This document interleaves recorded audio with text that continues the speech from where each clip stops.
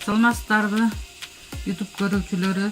Бүгүн биз сиздерге үй шартында сгущенканы кантип даярдалышын көрсөтүп беребиз. Керек болуучу азыктар: жарым литр сүт, 250 грамм сахар, сода, ушулар керек болот.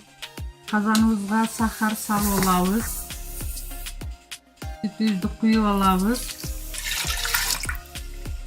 Жакшылап аралаштырып алабыз. Bir kaynagıça жогорку градуска коебуз дагы. Кайнагандан кийин градусын азайтабыз. Тез ушинтип аралаштырып турушубуз керек. Сүтүбүз кайнап чыкты. Бирок тез аралаштырып туруш керек. Сүтүбүз кайнап мына коюлуп баратат.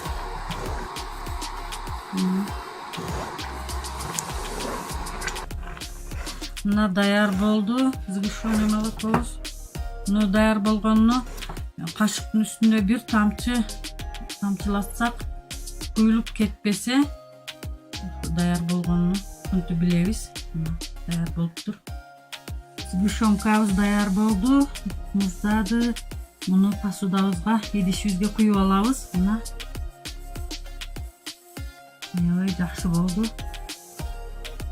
Жарым литр сүттөн ушунча сгущенка да чыкты. Сиздер да даярдап көрүңүздөр. Биздин каналга кошулуңуздар. Саламатта калыңыздар.